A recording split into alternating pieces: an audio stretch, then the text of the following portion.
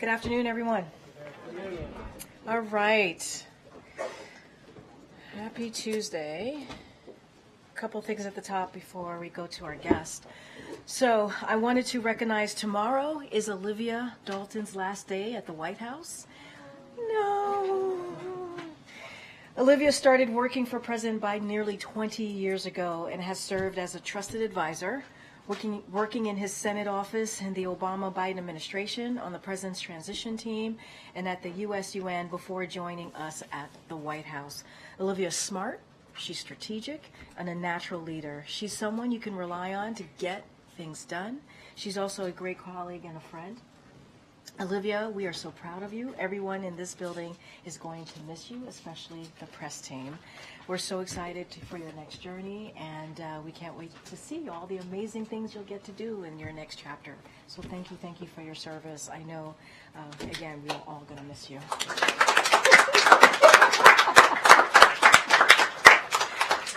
All right, and come back and say goodbye to Olivia today or tomorrow. If you have a moment.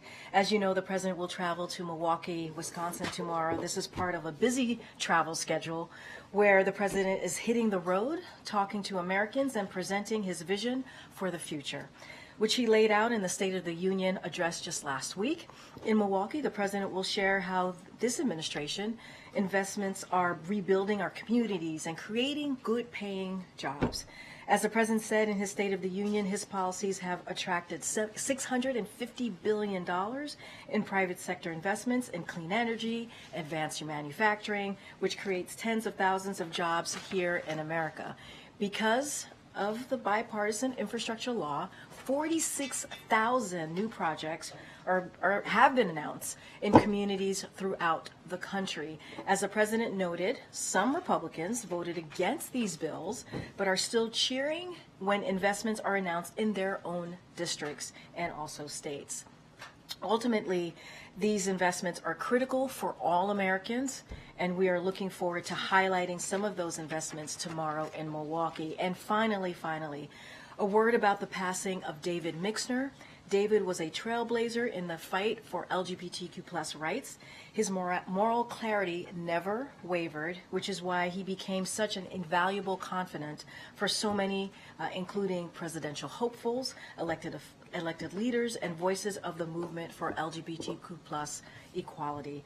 Perhaps most importantly, he was deeply dedicated to mentoring the next generation of LGBTQ+ leaders fighting to create a better world. Those of us doing this work today, including myself, owe him a debt of gratitude. And now, truly, finally, I'm going to turn things over to our National Security Advisor, Jake Sullivan, who's here today to talk about the leaders of Poland, the meeting that the president's going to be having in a couple of hours, and also discuss the situation in Ukraine. Jake? Well, thank you, Karine. And first, I just want to say that it has been an absolute honor and privilege to work with Olivia, to have her as a teammate, to be in the foxhole with her these past few years. We're going to miss you terribly. So I didn't realize, actually, that you were being announced as your last day today. Now I'm going to do very badly at the podium because I'm sad about that. But I beg your indulgence because I have a number of things I want to say at the outset before I open it up for your questions, but I promise I will get to your questions. And before I turn to Poland and Ukraine, I want to start with Haiti and the situation there. I want to underscore that we remain focused on the challenging situation in Haiti, and we welcome the outcome of the meeting in Jamaica yesterday, which was led by dozens of Haitian stakeholders and was designed and, in fact, took steps towards creating an inclusive, broad, transitional presidential council. We're grateful for the leadership of CARICOM, to other international partners, and we can commend Prime Minister Henry for putting his country and Haitians first, agreeing to step down once this council is established. And as you saw, Secretary Blinken, who was there playing a critical role in that meeting in Jamaica, he announced yesterday additional support for the multinational security support mission to Haiti, as well as additional humanitarian assistance. And we urge others to do what they can to enable this Kenya-led mission to deploy in support of the Haitian National Police. We know there's a lot of work ahead, but these are positive steps to pave the way for the Haitian people to elect their leaders, stabilize their country, and determine their future. Now, turning to today's events, as you all know, President Biden looks forward to welcoming President Duda and Prime Minister Tusk of Poland for a joint meeting at the White House this afternoon. President Biden has twice traveled to Warsaw for historic visits in 2022 and 2023, and today he has the opportunity to repay the hospitality of the Polish people and the leaders of Poland. The leaders will celebrate the 25th anniversary of Poland joining the NATO alliance, which is more united, determined, dynamic, and larger than ever, now 32 nations strong after Sweden joined the alliance last week. This afternoon, the leaders will reaffirm their ironclad commitment to the NATO alliance and to our collective self-defense under Article 5. And they will coordinate in advance of the upcoming NATO summit, which will be hosted by President Biden here in Washington this summer. They will also discuss our shared support for Ukraine in the face of Russia's brutal war of aggression. As you know, Poland has provided significant security assistance to Ukraine. It's also played a critical support and logistics role for the U.S. and our allies and partners in a historic and unprecedented effort to supply Ukraine with the tools that it needs to defend Ukraine against this Russian imperial war of conquest. The Polish people have also generously opened their doors to about 1 million Ukrainian refugees. Poland's leadership has also demonstrated that, once again, in a very live and almost technicolor way, that Putin's illegal invasion has produced the exact opposite effect of what Putin intended. Today, Poland is spending nearly 4% of its GDP on defense, double the NATO commitment, and is serving as an anchor in a vibrant, vital alliance just when Putin thought he would divide and weaken the NATO alliance. Our bilateral relationship is also growing even stronger. Today, the President will share with Poland's leaders that the United States plans to move forward with a new $2 billion foreign military financing direct loan to Poland using previously appropriated congressional funds, and will offer to sell Poland 96 Apache helicopters. These and other initiatives will equip Poland with cutting-edge capability to defend itself while also strengthening NATO interoperability and contributing to American jobs. The leaders will also discuss the strong U.S.-Polish energy security partnership, the robust economic relationship between our countries, and the enduring importance of democratic values. I also want to provide an update about Ukraine.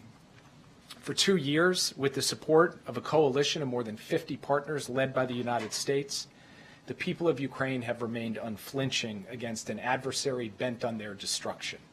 They've retaken more than half the territory that Russia occupied at the start of the conflict. They've repulsed Russia's attempts to take large swaths of Ukrainian territory, now 2 winters in a row.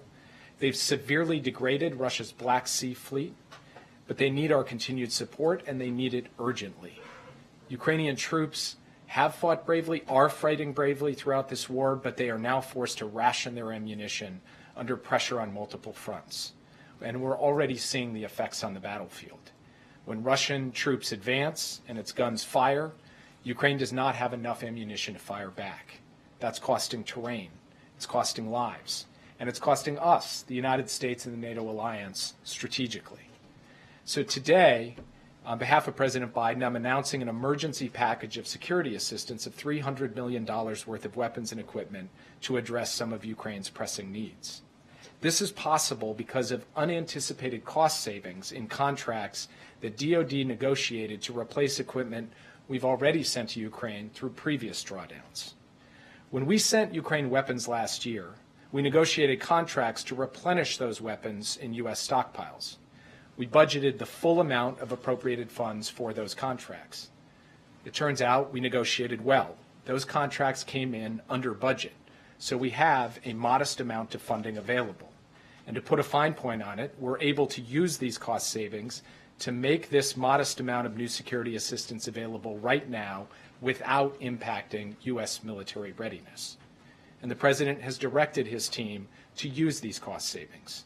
This emergency package that we're announcing contains a large tranche of artillery rounds and gimlers for the HIMARS. It is assistance that Ukraine desperately needs to hold the line against Russian attacks and to push back against the continuing Russian onslaught in the east and in other parts of Ukraine. This ammunition will keep Ukraine's guns firing for a period, but only a short period. It is nowhere near enough to meet Ukraine's battlefield needs, and it will not prevent Ukraine from running out of ammunition in the weeks to come.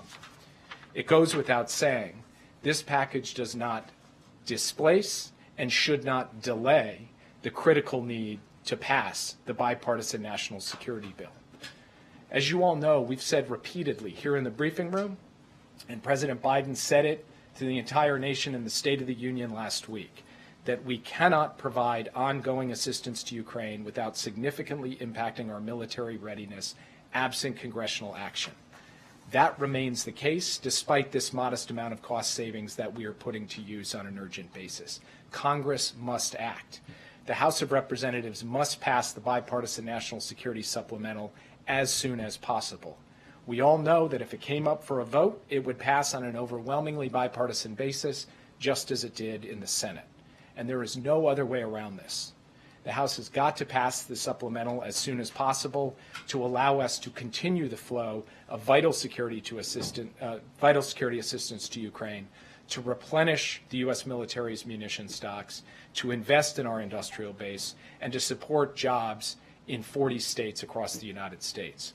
The world is watching, the clock is ticking, and we need to see action as rapidly as possible, even as we do everything in our power to get Ukraine what it needs in its hour of need. And that is another step that we took at the President's direction today. With that, I'd be happy to take your questions. Yeah. First, on Israel, if Israel moves forward with the Rafah operation without having contingencies in place to ensure what you guys believe is adequate safety for civilians, would the White House send any sort of conditionality on further aid? So I've read these reports. They're based on uninformed speculation by anonymous officials. I'm not going to comment on hypotheticals. The President has been very clear about our position on Rafah, and our position is that a military operation in Rafah that does not protect civilians, that cuts off the main arteries of humanitarian assistance, and that places enormous pressure on the Israel-Egypt border is not something that he can support. We are talking to the Israelis about that. We are working through it, and I'm not going to stand at this podium and entertain hypotheticals on it. Yeah. Just on that question, on that issue, the President did say over the weekend that if Israel forces were to go into Rafah, that would be a crossing of a red line. I'm just wondering, what would the Biden administration do if that did come to fruition and Israeli forces did go into Rafah? I would just note, having been around a little while, that I know all of you are obsessed with this concept of the red line. The President didn't make any declarations or pronouncements or announcements. The red line came up in a question. He was responding to that question. I think he gave a full answer to it. I think it's worth going back and reading his full answer to that question. And he answered it completely, so I've got nothing to add to what he said. And again, as I said to the earlier question, I'm not going to get into hypotheticals. We've made clear our concerns about an operation in Rafah. We've made clear our concerns about the fact that an operation would put an enormous number of civilians at risk, and we have not seen a credible plan to protect those civilians. That is the position the United States has set forward. We've been clear about it. We've been principled about it. We're engaged with the Israeli government about our concerns, and again, I'm not going to entertain hypotheticals. The question you asked Jake, though, was, do you have a red line? For instance, would invasion of Rafah, which you have urged him not to do, would that be a red line? And he answered definitively, it's a red line. Well, I think you stopped conveniently after a single sentence, and it may not have exactly been that sentence. Israel, the defense of Israel. And keep going, and if you read the full answer, and I'm just going to leave it at his answer because I think he put it in his words, the way he wants to communicate this issue, and the way that he's talking to the Israelis as well. And again, I just want to point out that the whole issue of the red line, as you all define it, is something that you guys like. It's almost become a bit of a national security parlor game. For the President, he's really focused on the substance, on the policy, on his concern about the protection of civilians, and about Israel being able to sustain a campaign in a way that ultimately leads to an outcome in which the people of Israel are secure, Hamas is crushed, and there is a long-term solution to stability and peace in the region. He believes there is a path to do that, and that path does not lie in smashing into Rafah, where there are 1.3 million people, in the absence of a credible plan to deal with the population there. And again, as things stand today, we have not seen what that plan is. Yeah. Thanks, Jake. On Poland, you mentioned energy conversation. Do you expect that the U.S. will make progress or even maybe secure the second nuclear plant contract during these talks? And the president yesterday said that he didn't believe that additional additional U.S. troops were needed in Poland. That was a request that the Poles were bringing to this meeting. Could you talk through why he doesn't believe that that's necessary, considering the sort of geopolitical climate? Well, just to take a step back and look at the incredible array of assets the United States currently has deployed in Poland, including a permanent combat headquarters, including elements of brigades, including the largest complement of U.S. forces on the ground in Poland at any time. And that's in response to exactly that elevated threat that we see on the basis of Russia's invasion of Ukraine and its bellicose statements about NATO allies, including Poland. So we are looking at an enhanced, effective U.S. presence and a broader NATO presence in Poland and in the countries neighboring Poland. And at any time the president determines that additional capabilities are needed anywhere across the alliance, he's determined he's demonstrated the capacity to flow forces rapidly, as we did in the days leading up to the invasion, and that could be land, air, or sea. So the president looks forward to the conversation with the president and the prime minister today. He believes that we are postured well, that our deterrence and defense capacity, both in terms of boots on the ground and in terms of the plans that we have in place to defend Poland should it come to that, are strong. And he has also sent a very clear message, which he is backing up with our force posture, that every inch of NATO territory will be protected. With respect to the question of additional nuclear plants, we've had very constructive conversations with Polish counterparts. I don't have anything to announce from the podium today, but we do look to an ongoing deepening and broadening civil nuclear cooperation with Poland. And very quickly on TikTok, the president said yesterday that he would sign the House bill if it passed. Earlier, you guys had said you were broadly supportive but had some concerns. Can you outline what those concerns are, and are you confident that the House bill, which seems like it's teeing up for a vote, would stand up in court and be able to force the sale of TikTok? Well, first, I just want to be clear about what this bill is all about, because a lot of people are going around throwing around the words ban TikTok, TikTok ban. And the ultimate object of the bill is about a question of ownership. Do we want TikTok as a platform to be owned by an American company or owned by China? Do we want the data from TikTok, children's data, adults' data, to be going to be staying here in America or going to China? That is the fundamental question at issue here, and the president is clear where he stands on that fundamental issue. Then in terms of how that gets implemented precisely, that's something that we have continued to stay in touch with the Congress on. And obviously, as you've seen, there's been an overwhelming bipartisan vote in the committee. Now it will come to the floor, and we'll see what happens in the House, and I'm not going to get ahead of that. Yeah. Thanks, Jake. So in response to what the president said about the red line, Prime Minister Netanyahu, he ultimately sounded like he vowed to defy what the president said. He said he would press ahead with an invasion of Rafah. So is the president losing influence with Netanyahu? Well, let's just take a step back. You've got the president who, from the very first day that this crisis began, and let's remember, it began with a horrific, vicious, brutal assault by Hamas on the people of Israel, killing 1,200 people, raping and pillaging and causing the most death since the Holocaust for the Jewish people. And the president stood up and said Israel would never be alone. He went as the first ever American president in wartime to Israel to say, I have Israel's back, and he has had Israel's back. He has backed up those words with deeds all the way through, and not just in terms of providing for Israel's security against Hamas and Hezbollah, but a broader constellation of steps in terms of military deterrence to keep this war from spinning out in ways that Israel could not handle. So that's where the president comes into this.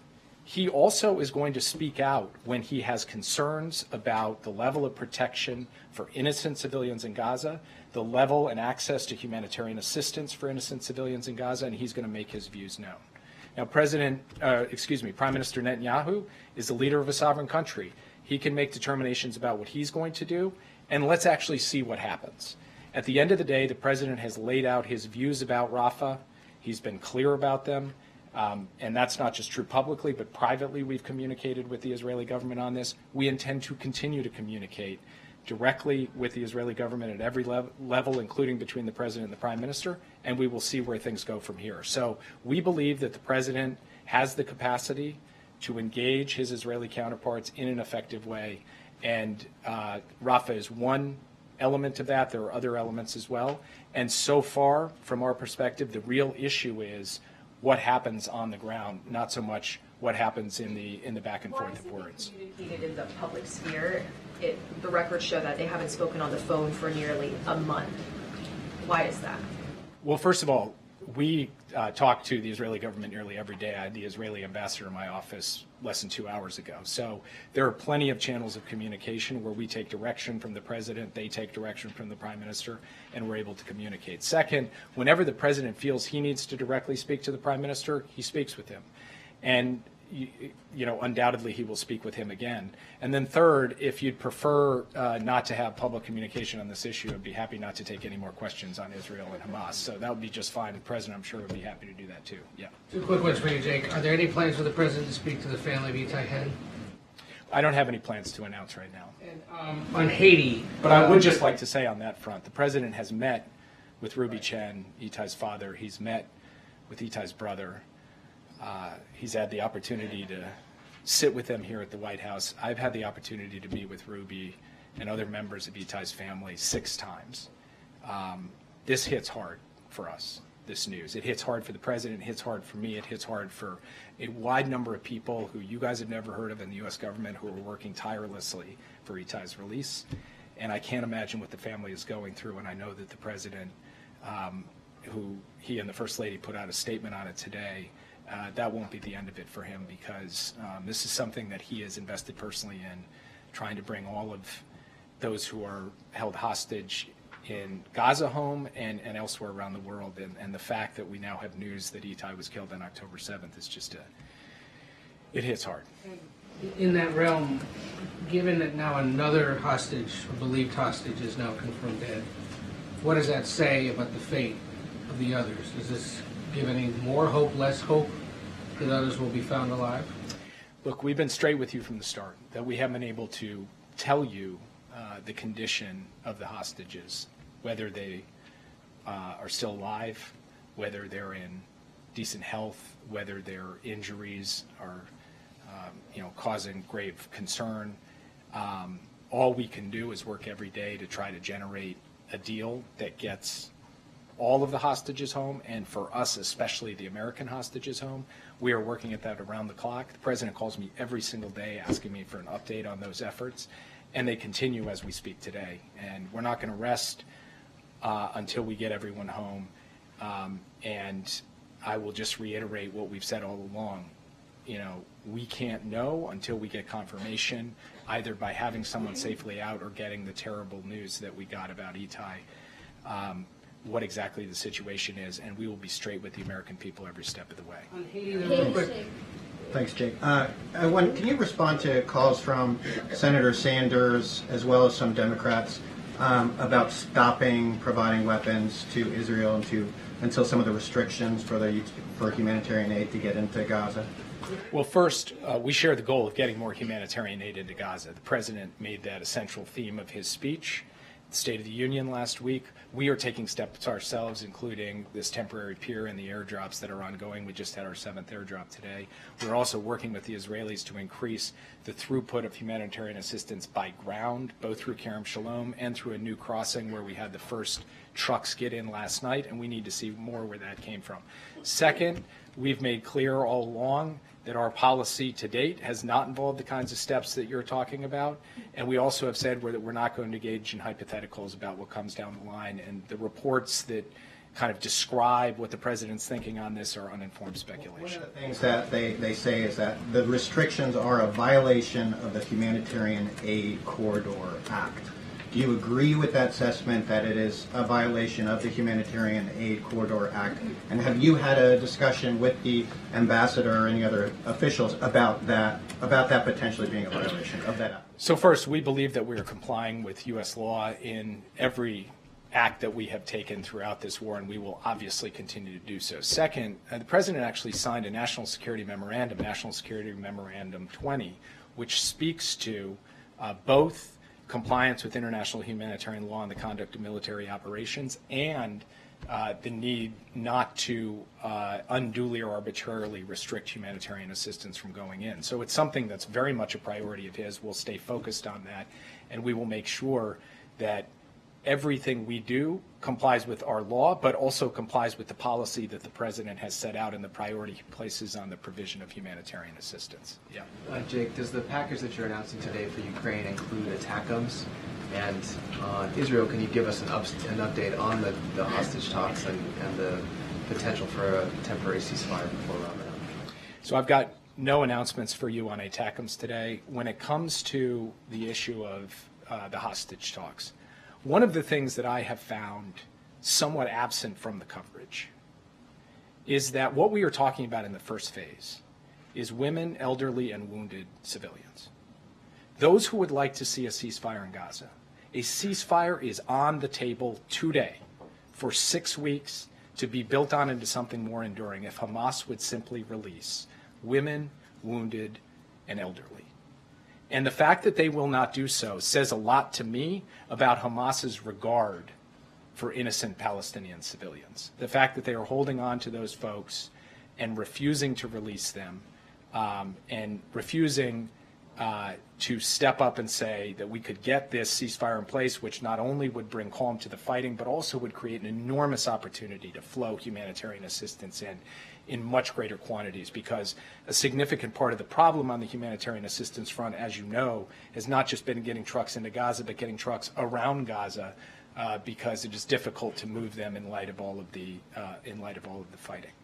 Now, we've also encouraged Israel to stay at the table, stay engaged, because we believe that there still is scope for this deal to get done, notwithstanding the fact that we have entered the Ramadan period. Bill Burns was just out in the region actively pushing on this in Qatar and Egypt. Secretary Blinken is deeply engaged in this. I am, Brett McGurk is, and the President himself has been making phone calls to regional leaders trying to move this along. So we will stay at it. We are determined to try to generate a ceasefire for at least 6 weeks with the hostages coming out, and then try to build on that into something more enduring. But I can't make any predictions about where this will lie. I will just say that as we press, particularly on our friends in Israel, to do their part to help deliver this ceasefire, it is incumbent on voices around the world to press Hamas to step up, to do their part to release innocent women, wounded, and elderly hostages as a first step, and then we can move from there. Yeah. Thank you, Jake. Is it the position of the United States government that Hungary, a NATO ally, is a dictatorship? I know why you're asking the question. I'm not going to speak on behalf of the Biden campaign. You should direct those questions to the campaign. What I will say as the Biden administration is that we have made no bones about our deep concerns about Hungary's assault on democratic institutions, including the judiciary, Hungary's corruption, and other erosion of democracy in Hungary from the leadership there. That is something we have been deeply concerned about, that we have directly engaged them on, and that people at this podium have stood and spoken about and will continue to do so. It's not a position officially that Hungary is a dictatorship. I've heard your concerns voiced before, and I know you don't want to comment on the campaign, but typically a foreign policy statement of that magnitude would be made with, some coordination. It wouldn't happen at the footnote of a campaign email. So without talking about this campaign specifically, is it the position of the U.S. officially that Hungary under Orban is a dictatorship? Again, it seems like the question you're asking is really about the campaign, so I think you should direct it to the campaign. I literally just stated what our position is. Thanks. I don't think you did. As I said before, our position is that Hungary has engaged in an assault on democratic institutions, and that remains a source of grave concern to us, and I take it from your question it may be of grave concern to you as well. Yeah. Thank you, Jake. One on Gaza and then a quick one on Haiti. There's actually a breaking report from the region It says that Hamas reportedly agreed to a modified U.S. initiative for a ceasefire deal and gradual return of internally displaced persons in the Gaza Strip, citing a Hamas official. Have you heard anything about that? I have not. So if there is an offer from Hamas to start releasing prisoners as part of a ceasefire deal, that would be welcome news. It's not something I have heard yet, but as I said before, we have been encouraging both sides to move on this, and we've been encouraging the world to put some pressure on Hamas, and obviously I'll look into that report. Quickly on Haiti, did the U.S. wait too long in its support of Prime Minister Henry, given that he had been accused of being involved in the plot to assassinate President Moïse, and how can the U.S. avoid getting dragged further into this conflict? Ultimately, decisions about Haiti should be made by the Haitian people. That's why we supported a conference in Jamaica that was led by Haitian stakeholders, not led by the United States, not dictated by us. It's not for us to make the call on who leads Haiti. It's for the Haitian people to make that call. And we've been proud to support the effort that was undertaken yesterday. We hope it will move forward. And seeing what Prime Minister Henry did, not because of a U.S. diktat, a decision he made, is something we support because we think it does take into account the best interests of Haiti and the Haitian people. Yeah. Give me turn, on Lebanon. So we have seen lately a new level of escalation on the border between Israel and Lebanon, and also there was a missile fell by mistake in the Christian areas by a plane passing by, Israeli plane, and the escalation has taken a different approach now. What are you doing to accelerate, not to get this conflict get out of hand, and we see an expansion in the region? Also, innocent people maybe will suffer from that. This is something we've been focused on since the start of the conflict, and we would like to see an end to the cross-border attacks between Hezbollah and Israel. But of course, let's recall how this all started. It started with Hezbollah firing on Israel in solidarity with Hamas. So one way to move forward here, of course, would be for Hezbollah to stop firing at Israel. Secondly, we need to work on a long-term solution to this, consistent with past agreements and consistent with the principle that the people who have been displaced from their homes can return to them, and that there not be a future enduring security threat on that border. That's what we're working towards with both sides. We're trying to do that as effectively as we can, as quietly as we can, because we believe that this requires delicate diplomacy in both Jerusalem, Tel Aviv, and Beirut. That is the work that is ongoing as we speak. Thank you. Sorry, just a follow-up question. Follow up on the Hungary thing. I know you want to talk about dismissal of the campaign, but the President of the United States said that Orban, a NATO ally, is, quote, looking for dictatorship. The foreign minister of Hungary then summoned the U.S. ambassador to answer for it and says that these were lies and an insult. Are you walking back the President's statement? Does the President regret that statement? Or does he stand by that statement? And what do you say to the Hungarian foreign minister who says that the President is lying? Of course the President stands by his statement, and I'm not walking back his statement. And all I'm saying is that our position is totally consistent with everything you just said and is documented and is the exact opposite of a lie. Yeah. Yeah, I wanted to pivot back to Haiti. There are reports that Kenya is, thinking about taking back its stabilizing force or not sending 1,000 police officers. I wonder what the United States plans to do to address the power vacuum in Haiti, and is there a contingency plan for if Kenya does in fact step back? So we've had good constructive conversations with Kenyans. I'm not going to speak on their behalf, but we continue to support their effort to plan for and operationalize this mission and add additional partners. And in fact, in the last several days, additional partners have stepped forward to say they also are prepared to participate in this. So we remain hopeful that this mission can go forward and can go forward effectively. But of course, at the end of the day, the question you're posing is probably best directed to Nairobi rather than to this podium. But I will tell you that the level of partnership engagement and the depth of it that we've had with Kenya so far has been exemplary. Yeah, thanks, Jay. On Ukraine, how long do you think this latest aid shipment is going to last? Are we talking weeks, months? Do you have any idea how long it can Absolutely not months, weeks, maybe even just a couple of weeks. It's not going to be for a long time, and that's why we so urgently need them to act on the supplemental. Yeah. In regards to today's meeting that the President is having today with his Polish counterparts, on Friday, Poland's foreign minister said that NATO military personnel are already present in Ukraine. Can you clarify that? Can you quantify that, please? I'm sorry, who said that?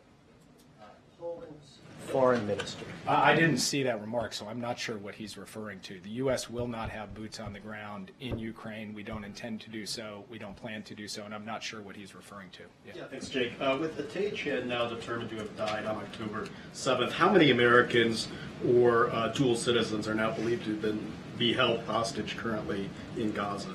We believe that number is 5. It was 6. We believe it is now 5. Yeah.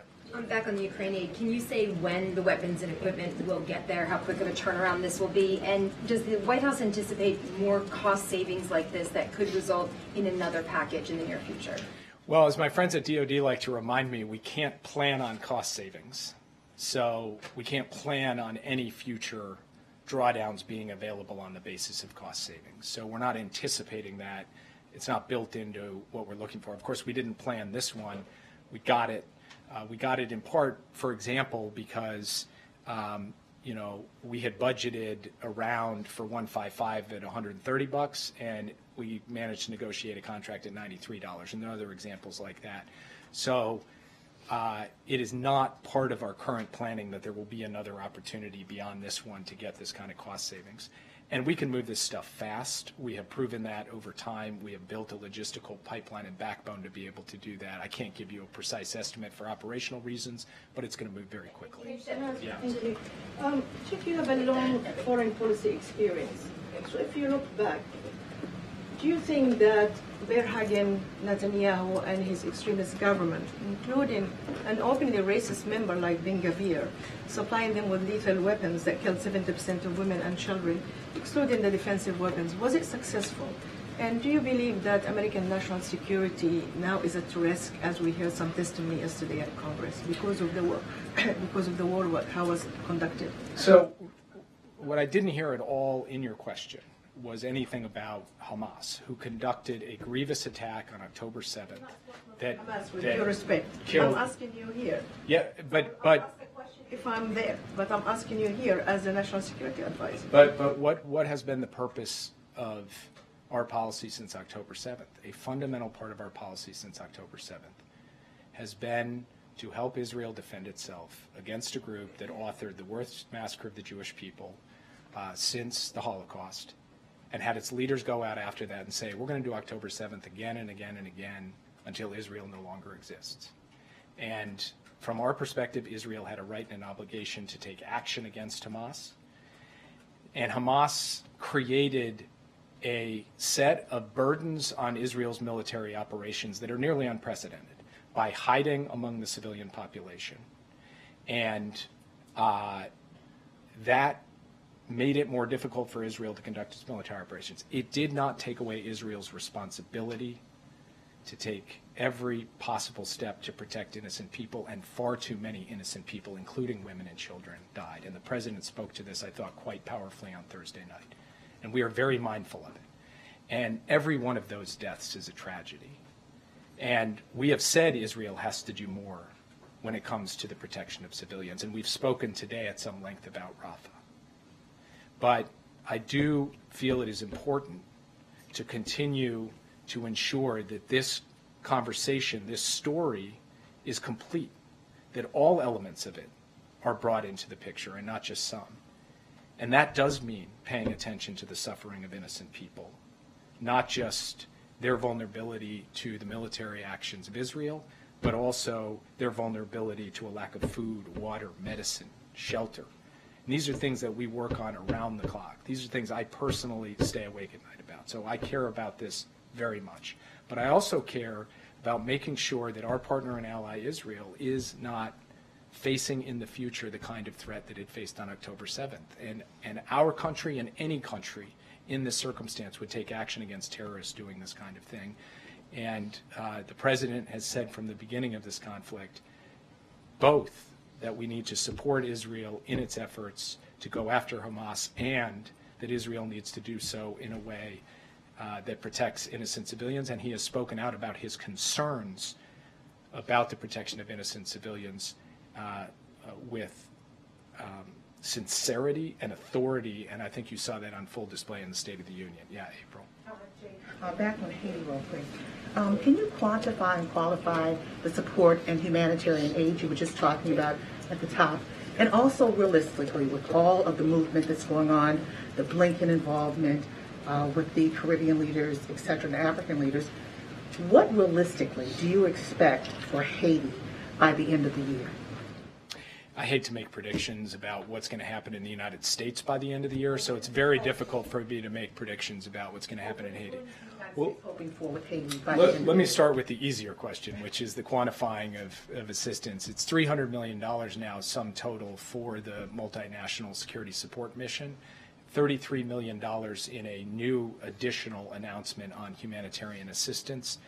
And then what we are driving toward is a transitional council that can pave the way to elections and the restoration of calm on the streets of Haiti, and then a new government that can come in alongside this multinational security support mission, enable security, and then build from there. That is what we are driving towards. Can I confidently predict that will happen? I cannot. Do we have to contingency plan against other scenarios? We do, and we are.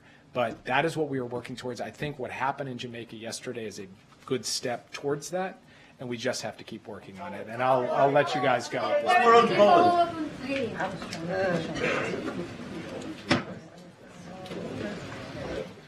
Thank you so much, Jake.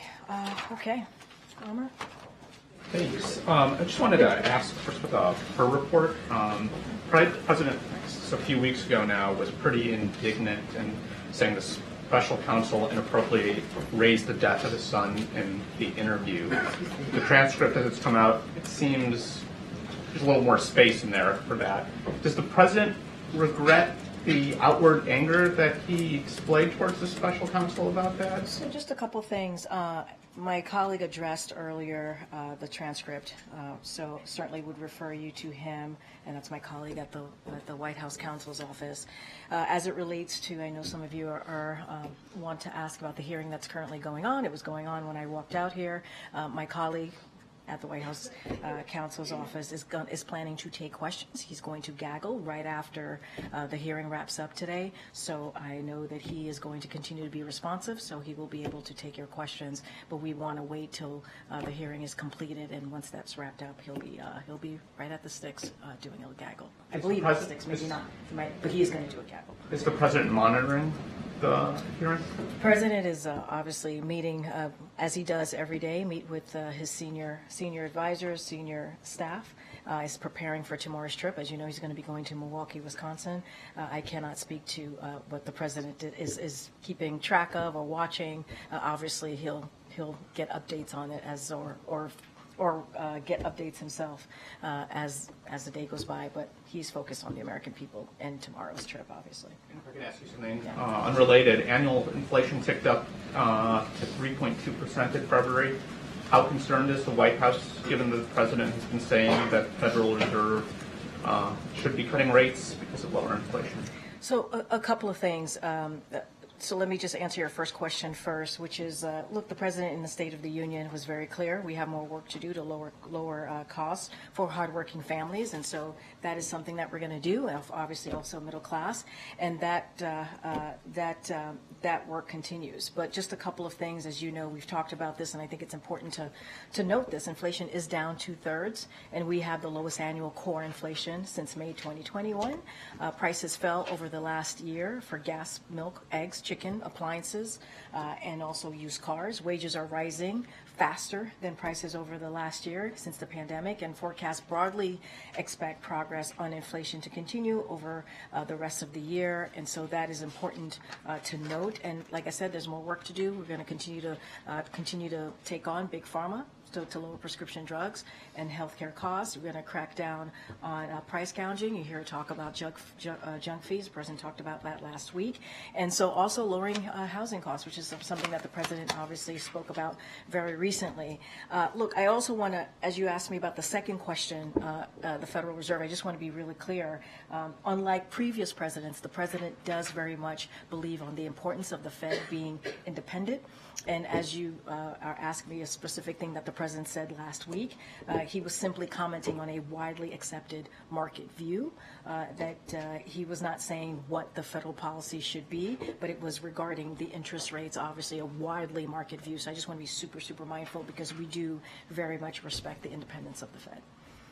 Thanks, Karine. What's been the president's reaction so far to the Robert Hur testimony? I don't have anything to share on that. Like I said, my colleague from the White House counsel is going to do a gaggle once the hearing wraps up. I'm not going to speak to the president's reaction. And the president has said that he would sign into law the bill that could have TikTok banned. If the president is so concerned about the national security risks around TikTok, why is he posting on the platform? So I'll say this. Jake Sullivan, our national security advisor, just spoke to the more broadly why this bill is important, why we welcome this bill. Obviously, it's going to the process, and we're offering technical support. So I'll just leave that piece there. As it relates to the campaign, I would have to, and their strategy as it relates to TikTok, I'm just going to leave it to them. So there are a lot of people and businesses that rely on TikTok for their financial livelihood. What is the White House's message to those folks if TikTok were to be banned, which is a possibility? Our national security advisor laid out in a very, very clear terms why this bill is important about ownership, if it's about ownership here in this country or elsewhere, in particular China, right? He spoke about that. Where do we want that ownership? Where do we want that data of Americans to be? Here or in China? Like, that is basically what the national security advisor laid out. And so that is the underlying, the importance of that bill. It's a bipartisan bill. It is something that we welcome. We're obviously, again, going to offer technical support. I'm just not going to add anything more to that, but it is an important bill that we welcome here at the White House. Okay. Thanks, Karine. The president said yesterday that he had no plans to address the Israeli parliament at this moment. Does that indicate that it's something that he or the White House is planning for in the future? He also said that he wasn't going to speak to conversations about that particular question that he was getting about a meeting. I don't have anything else to share, obviously, and Jake Sullivan said this himself. He is in constant communication with his Israeli counterparts, NSC, the State Department. They are in constant communication, so I just don't have anything else to share beyond that, beyond what Jake shared. Okay. Does the White House ever digitally alter photos of the president, vice president, first lady, secretary before they're released? Digitally altered? Not that I know of. I would say no. Why would we digitally alter photos? Are you talking about? Are you comparing us to what's going on in the UK? I'm doing due diligence to ensure that the leader of another country wouldn't alter photos. Why does the monarch have to do anything with us? No, that is not something that we do here. Okay. That's why I asked. Why isn't he taking questions today alongside the two Polish leaders? You know what? And I've said this before. If you're asking about a 2+2, or in this case, I don't know what we call it, a 3+, 1+2. I don't know. But I think it is. I think. See, you're. But I think it's, look, I actually think it's important that we have the two leaders of Poland here. I think it shows unity, and I think that's important to show. And also, obviously, it's a part of the meeting is celebrating the 25 years of Poland being part of NATO. And you heard Jake lay out the importance of this meeting, especially as it relates to Ukraine and other important agenda items that both the U.S. and Poland are engaging on. Obviously, you'll see them shortly. But look, every meeting is different. Every engagement that we have with foreign leaders are different. This one does not have a, let's just call it a 2+2. I'm not sure what else to call it right at this time off the top of my head. But you'll hear from all the leaders today when we have the bilateral. So no desire to perhaps celebrate their unity and raise solidarity or concerns about press freedoms in Poland and having them take questions today. As you know, as you just stated in your last part of your question to me, press freedom is something that's important. That's why we exercise in this back and forth that we do almost every day. It is important to have that. The press is going to have a moment to see the leaders, and I'll just leave it there. Thank you, Karine. The president said yesterday that he was hoping executive action on the border would happen by itself, that Congress would legislate it. Can you just confirm for us that this indicates that he's no longer considering executive action on the border? Well, the president has been very clear, and I've been very clear. Anytime I've asked about executive actions here, the bottom line is, in order to actually have change, extensive change, real change, comprehensive change, that Senate bill that was negotiated between Republicans and obviously Democrats in the Senate would have been the best way to go. It would have been the toughest, fairest piece of legislation, law, if you will, if it had been moved and the president was able to sign it into law. And that's what's important. The president is trying to make it very clear: no executive action would have that effect. The effect that this bipartisan negotiation would have had. And he's going to be optimistic. He wants to see it moved. And let's not forget the reason why it was stopped, the reason that it didn't go forward, is because Republicans were told in Congress to reject it by the former president. That's what happened. They chose politics instead of a majority of the American people. I do want to lay out here a couple of things. It would have meant more resources to secure the border, Border Patrol agents, immigration judges, asylum officers, and law enforcement personnel to combat fentanyl. That's what would have been. That is what's in that bipartisan negotiation, and so much more. And they rejected it. Republicans rejected it because of politics. But the president stands behind the majority of Americans who want to see change happen at the border, who wants to see our immigration system that's been broken for decades fixed. I understand his preference to legislate, but the reason I'm asking is we've had conflicting answers over the span of a few weeks on whether, from the president, on whether executive action was something he could do. He first said that he had done everything he could with the stroke of a pen. Then he said that there was more he could do, but that you would prefer that Congress legislate this, and things were under consideration potentially for executive orders that would make changes to the border who could come across. And then yesterday, it seemed like he said no, nothing's so happening. I disagree. I think there are a couple of parts here.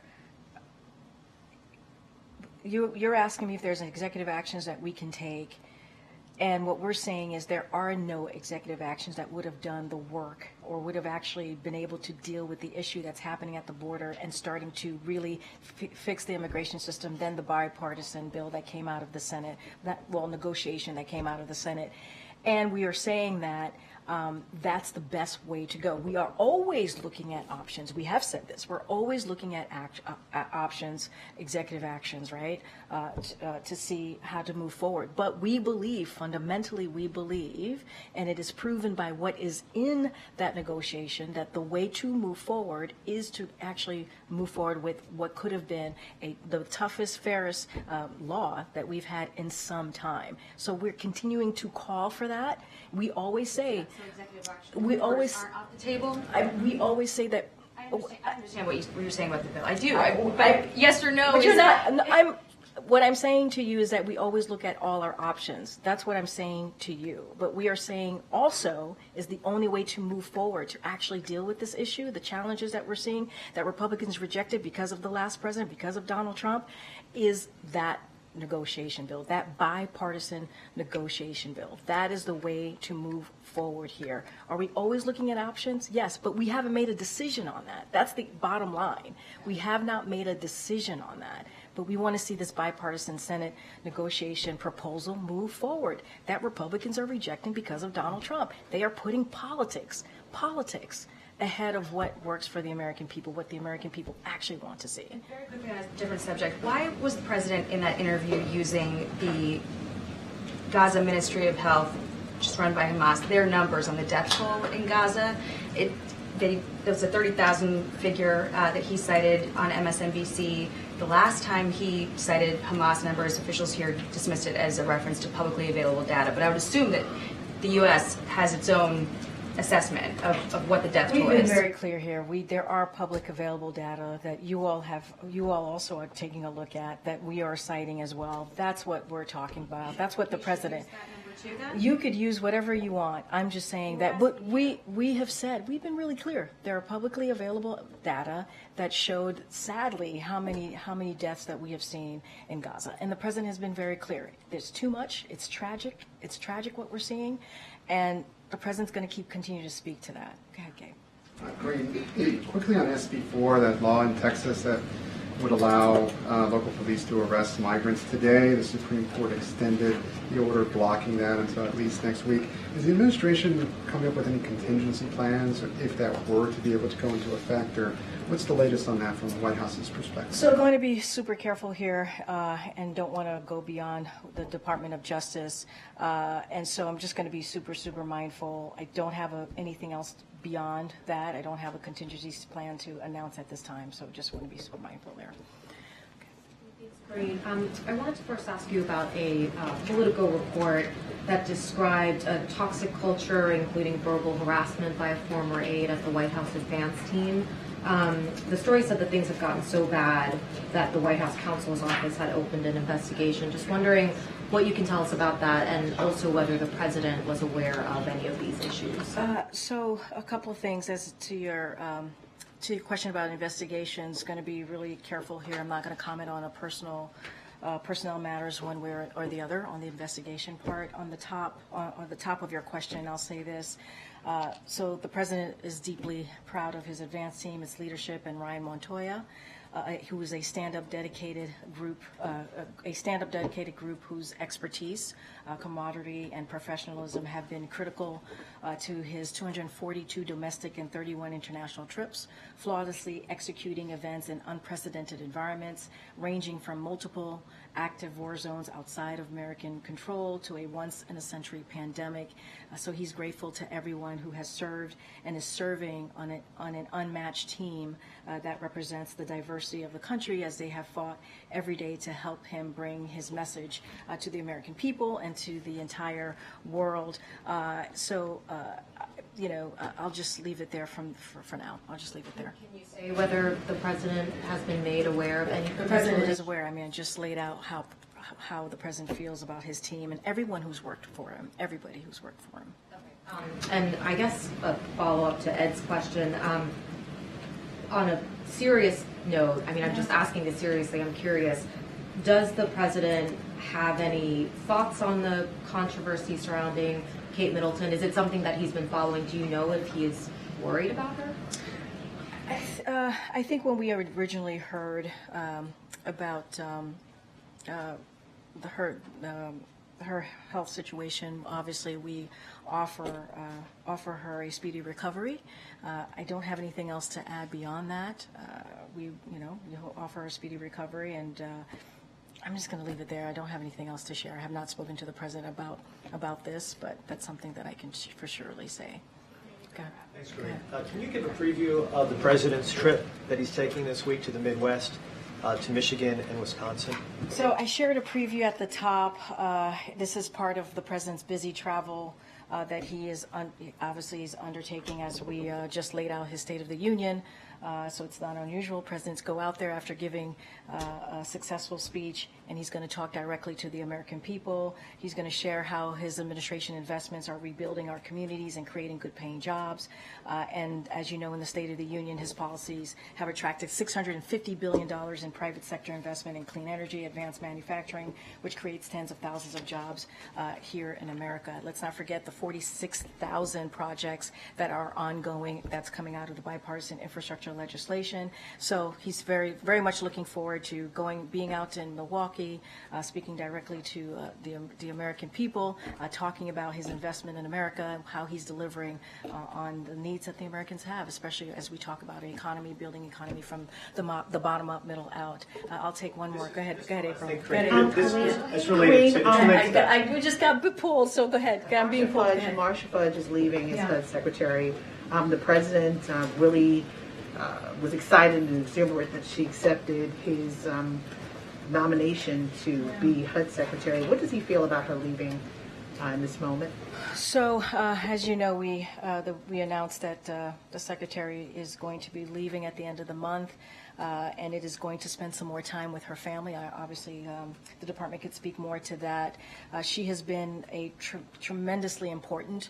Her work at HUD has been important as we talk about the president's economy, the president's housing policy. He just announced a couple of days ago on how he's going to move forward to make sure that we deal with one of the issues that matter to the American people, right? Housing, lowering costs. What else can the federal government do to make that happen? And so, look, her role has been instrumental. The president could not have been able to deliver in a way that he has on the economy without her. And the last 3 years, the ambitious housing agenda that we've been able to deliver, including that you've heard him talk about in the State of the Union, would not have been able to happen without her leadership. So we are sad to see her go, and we are very much appreciative of the work that she's done as secretary over the last 3 years. Are you anticipating them to still continue to talk about issues of housing, economy? I mean, she goes beyond that because she was a former congressperson. Now that she's at the end of the month, she will no longer be HUD secretary. Do you believe that she will be consultant, I guess, as the White House says, for those who are not cabinet members, a kitchen cabinet member now? Is she now falling into that? So look, I can't speak to what she's going to be doing next. I can't speak to that. She would have to speak to herself, obviously, for herself. Obviously, her advice, her leadership has been incredibly important to the president. Will that continue? Potentially, possibly. They have a relationship, obviously, and so I just don't have anything to share about what it's going to look like next for her, but she is leaving to spend more time with her family. As you know, those types of decisions are incredibly personal and difficult to make. I'm sure that was not easy for her to make that decision, but we have been truly honored to have her part of this team for the last 3 years. We've had a ambitious housing agenda that she has led and has made Americans' lives just a little bit better.